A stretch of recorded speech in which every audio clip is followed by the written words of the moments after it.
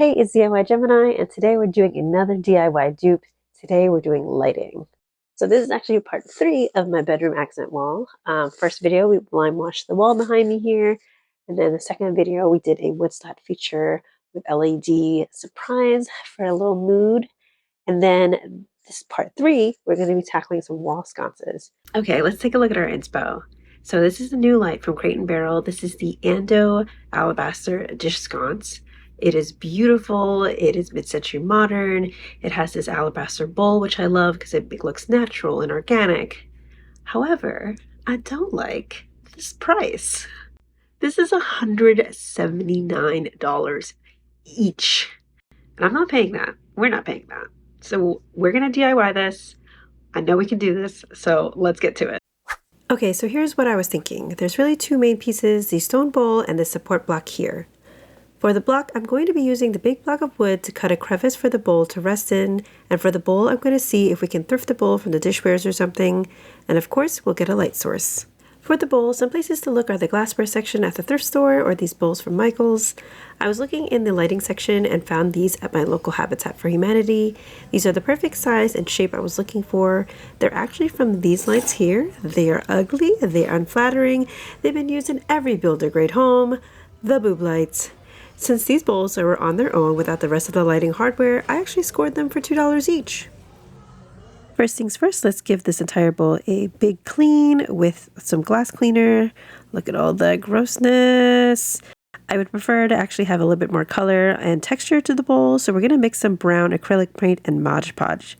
I actually started with a lighter color first. I ended up going a little darker by adding a little bit more brown paint. Then we're going to paint the inside as you see fit, just all random, whatever you think looks good. After a minute or so, we'll gently wipe off the darkest spots with a paper towel. We've added some texture and it looks a little bit more like that alabaster stone that we're looking for from our inspo. Moving on to part 2, the base. Boy, did we go on a journey with this one. Stick with me for the ride. Hang in there. So my initial plan was to make the base and use a 4x6 treated lumber from the big box store. We don't need treated lumber necessarily. It means that it's been treated to be outside in the elements, but this is what I could find in a big block size. So this is what I got. After chopping it to more appropriate size, I wanted to hand carve the curved shape void for the bowl to rest in perfectly. Two problems arise with that plan though. I will give you the first one. Treated wood is not meant for hand carving, obviously. It is meant to withstand the elements outside, so it's not going to carve cleanly or easily. So I ended up going to my local lumber yard, which I love going to anyway, and I do advocate for going there because they're super knowledgeable, they're super helpful, and they're just really nice. My lumber yard actually hooked me up with this offcut of fir wood, which is a type of softwood. I'm going to be trying to carve it by hand since I don't have the bandsaw. This is my first time hand carving. I've watched so many videos and make it look so easy and so like, I don't know, it's just some magic, just carving stuff. And obviously there's years of experience that comes with that. So I'm going to try to do that. I have a chisel mallet here. I also got a gouge from my local woodcraft store as well. They don't really sell these at big box stores, but please be careful with these if you end up trying this yourself. These are very sharp because they're meant to carve out wood. So hopefully I don't get hurt either. So we're going to try it. I'm so happy that I went to the lumber yard and they happen to have this big block of offcut for me. They only charged me $5, which is stellar. All right, let's try it out. Wish me luck. Again, I do my cuts and attempt to carve. Here comes the second problem with my plan. To carve a curve on one plane was one thing.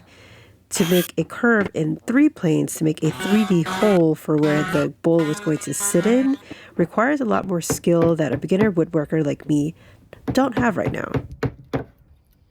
So after a couple of days, here is my final plan for the base. Kind of where we're at with the first one, but for the second one, I think to make it easier and also more accessible for everybody too, is just to cut a straight line down and a straight line this way to make an L.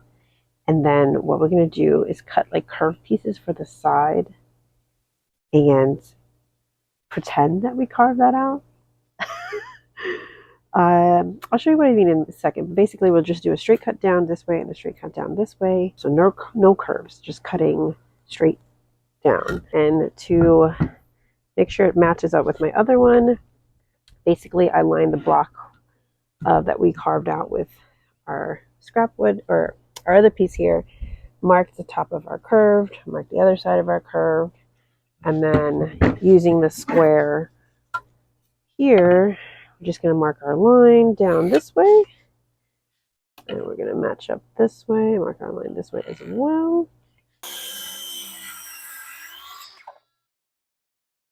Okay, so we have our finished block here, and then I don't know how much you can see, but the line there, and there's a line here. We're going to cut basically this chunk off, and then we're going to have this L shape. Same with the other side there too. I'm going to continue using my circle saw to cut it. I know it's not going to reach all the way to the end, so we'll have to figure out how I'm going to cut the rest. Yeah, a bandsaw would have been real nice for this project, but we'll work with what tools we have. So let's get to it.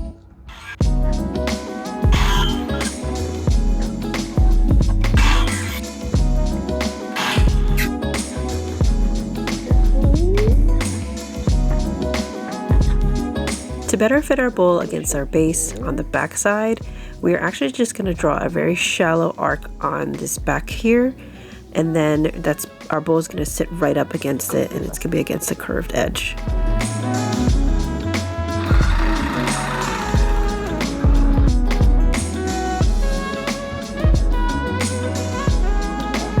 So based on our inspo, the front of the sconce is actually going to be a little bit narrower than the back side.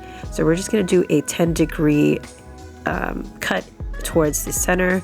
You can use your speed square to get your measurements of the 10 degrees.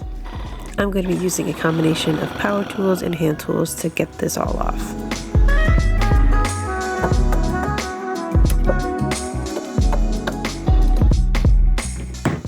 As I was carving, I actually got a little too excited with the carving and I made it too small. So we're just making our second sconce using the initial treated lumber that I got from the beginning.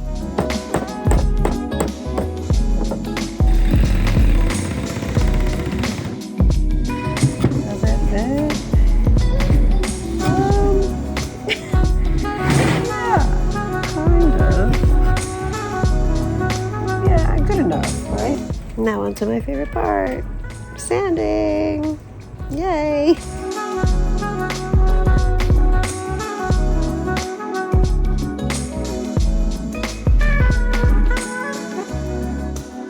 To mount this to the wall, I'm going to be using these flush mounts I got from Amazon. I will link them in the description below.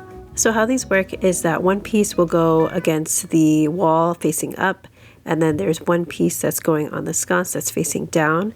And the two pieces will fit like a puzzle piece, kind of like a French cleat system, and they will mount onto each other. And it'll be really flat against the wall. To make it even more flush to the wall, I'm going to carve out rectangles on the back side of the sconce so that the piece that fits to the sconce will be flush with the back side of our sconce.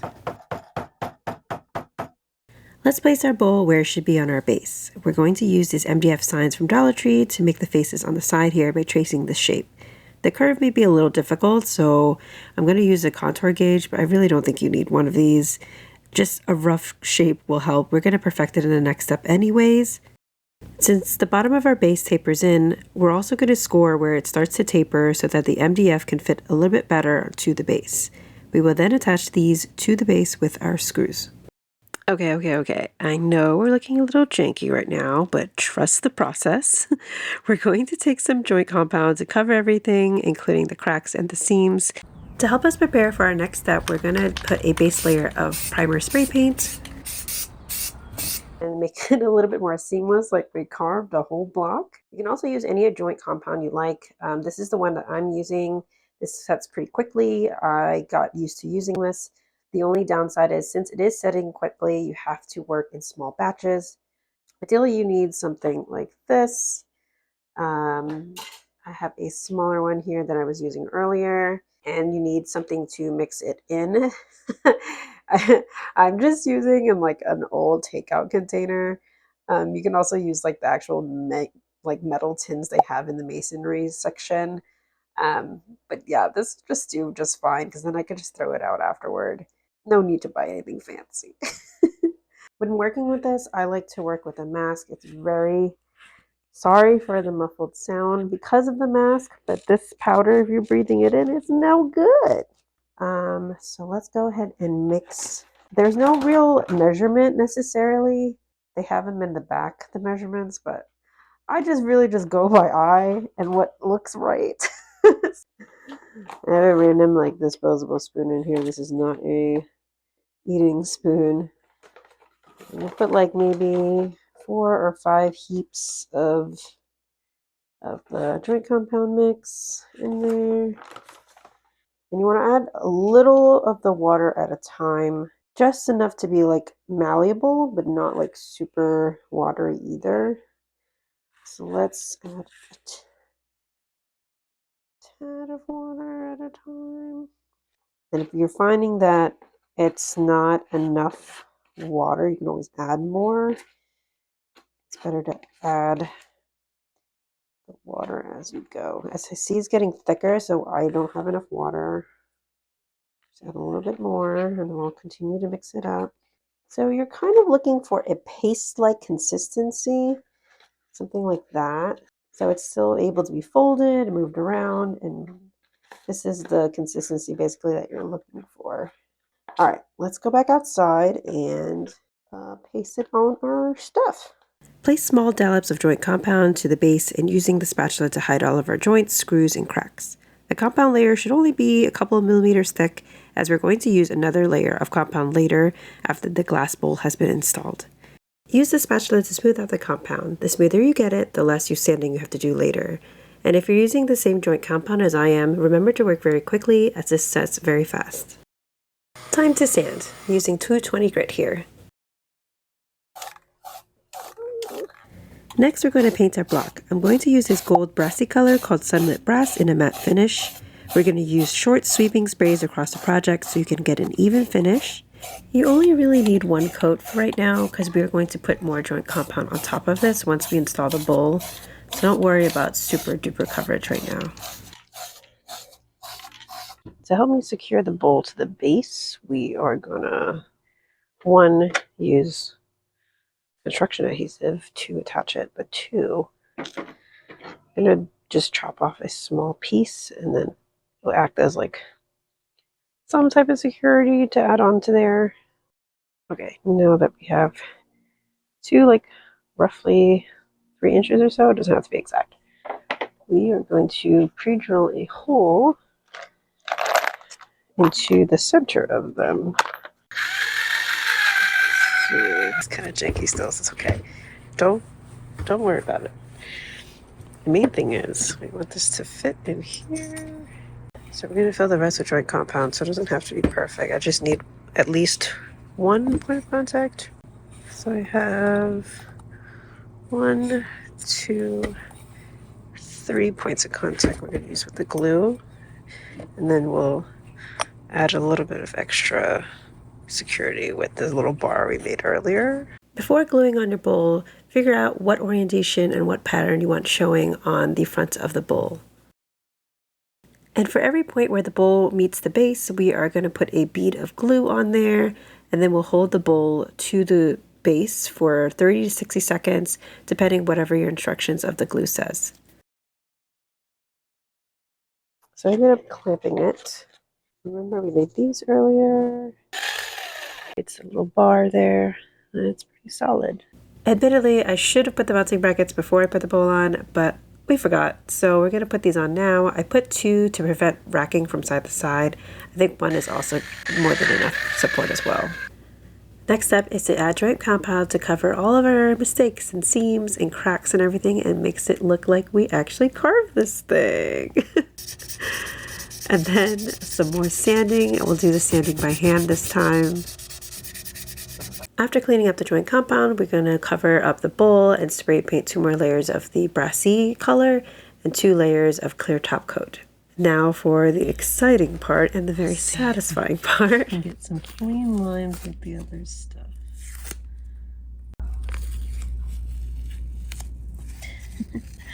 Like you can clean that out, but it's not too noticeable. Okay. Overall, this looks janky from the side. Don't worry about it. It doesn't look terrible though. Like as far as like the touch points between the bowl and the wood piece, the base, it kind of looks like we carved it, no? How would they know? How would they know? So I definitely didn't do a perfect job. You can see like there's still an indent in here. So maybe later I might input more, but honestly it didn't turn out that bad. This didn't have to be perfect. It does give us a more aged look that we're doing. So, all right, let's see if I can install this. Okay, so our next step is to install these on the walls. Again, we have those hooks that hooked onto each other to put onto the wall. And for the light source, we have these puck lights I got off Amazon. They are a 4-pack. I chose them because they're rechargeable. 1, 2, they're LEDs. They're just, you just plop them on there. They also come with stickers to adhere to. They're rechargeable. They come with 4 chargers. It also comes with a remote. I've already charged these 2, what I'm using today. I don't need the other 2 right now, but I can use them for a future project probably. They have 3 different settings: warm, cool, and neutral. So the recommended height they said online is 30 to 36 inches from your bed. But I feel like let's do a middle between the 30 and the 33. Right at the edge of the corner of my bed. I think that's good, yeah. I want to make sure this is high enough where I'm not like accidentally knocking it out when I get out of bed. Let's do a sit-up test. So if I'm getting out of bed and if I'm sitting up. All right, so how does that look? I can't tell. I think that looks good, right? Sure. So ideally I would love it to have on a stud. It doesn't match on the other side for where I want it to, so I'll have one on the stud, one I'll use drywall screws and put that in there, and then we will mount it on. To mount the sconces, we'll use the painter's tape method to line up the tape to our mounting brackets, then poke holes to where the screws should go, and we will use that as our guide on where to drill onto the wall. We're going to measure the distance between the bottom of the mounting brackets and the bottom of the base to accurately put our guide on the wall. I can now remove this. I don't need this anymore. Let's do 33, right? So 2.5 from the bottom is where we're putting our mounting. That's not level whatsoever. Never trust your eyes, trust the level. These are relatively light, so I think these will be just fine with the 2 mounting brackets. I'm using 1 and 1/4 inch screw, but you can also use like 1.5 screw just to be sure. Remember, we're screwing this on upwards like this because the mounting bracket on the sconce is going to be facing downward and it'll interlock with this one. While the tape is still on the wall, you can either use a pencil to mark or drill tiny holes first to mark where all your holes are going to go. Now we've drilled our holes that we need. I can take this out and then reuse this for our second one.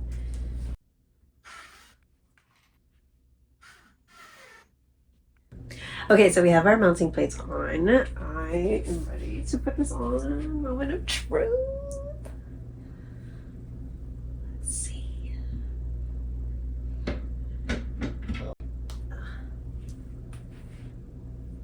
It worked. It worked. Okay.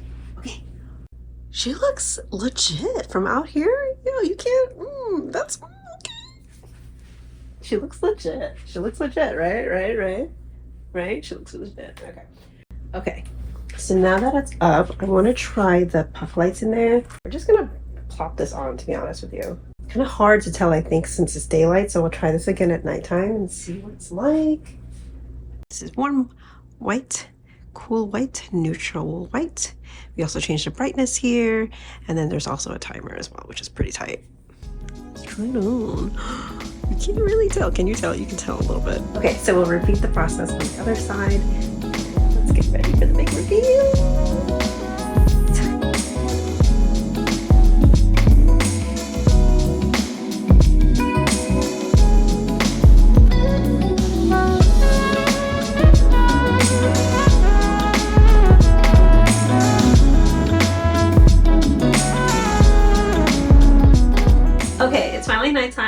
and I'm excited to see how these turned out. I hope they do well, but let's see what this looks like. I'm so excited. Let's turn off all the lights first. What? Wow. Honestly, this is cute. I'm really impressed. I'm genuinely like really happy. Because really, like this project, like not gonna lie, like it really, I was like, really, I don't want to give up. Like I want to throw this away. But then I was like, man, I started so strong. I want to end strong on this project, and I know like this is possible. It's just I didn't know the right way at first how to get there. But look, these are awesome. Wow. Wait. Let's do warm light. See what that. Ooh. Oh, wow. Cool light. This is what it looks like, but it's a little too blue for me, so I do like the neutral or the warm. And there we have it, the DIY dupe for the CB2 alabaster sconces. I am so stoked how this came out. This was such a long journey to get here because I really was about to give up. I was going through so much turmoil with this project. I even sliced my hands, so literally blood, sweat, and tears went into this project. So definitely be careful when you're carving out and doing anything with your tools, woodworking, power tools, whatever, hand tools. But yeah, they're not perfect. You could definitely see all the imperfections up close, but no one's gonna be really paying attention to that. Not from where you guys are. You know, it looks pretty good. I'm just so glad these are done. There are some projects where I'm like really motivated and really like gung-ho about finishing the project because it's going super well. But as any of you have ever tried DIYs, sometimes it doesn't go well. Sometimes it doesn't go to plan. Sometimes you have to change course, you have to alter. And you have to like basically solve a puzzle. And this is basically what happened. I had to like try over and over again. I actually had to step away from this project and not do it or see it for like 2 weeks because I was so frustrated with how things were going out and coming together. So yeah, but I'm glad we came back to it. I'm glad like it came out the way it did. I hope this inspires you to do something. It doesn't necessarily have to be these lights in particular, but just DIY something for your home to make your home a little bit more cozy. I definitely am going to look forward to using these in the bedroom when we're reading, or like just having like just a cozy time, me time at night and just chilling, you know. It's a vibe. I'm really excited. And to have these like mounted on the wall without having to be like a plug-in, it's also really nice because it's easy. You can install it anywhere you'd like. You don't have to do hardwire lights. And it also gives me a little bit more room on my cabinet space on the sides of my bed. So that's also really nice. But yeah, so let's tally up our totals. I forgot to do that. So let's tally up on how much we've spent for this light sconce versus the CB2 lights. As a reminder, our original sconces were $179 each, so times by 2 would be $358. For our dupe, it ended up being $72.61 for both sconces, saving us $285.39. Wow. Yeah, we saved so much money, but definitely a lot of work went into this one. So this is part 3 of the bedroom makeover for the wall here. Our next step is going to be building some type of art piece that's up here. I want to do something in between the sconces above my bed. I think with the wood slat wall on the side, and then with this big empty wall, it just seems too empty and I feel like I need something there. So if you guys have any ideas of what I can put in between these two lights above here, that's what that tape is for up there, just to try to visualize like what I can put up there, like the sizing of it. Just comment down below what you think I can put down up there. Let me know what you guys think. Thank you for coming along with this journey. And don't forget to like and subscribe. I'm also on TikTok and Instagram at HiDIYGemini. And yeah, see you at the next one. Bye.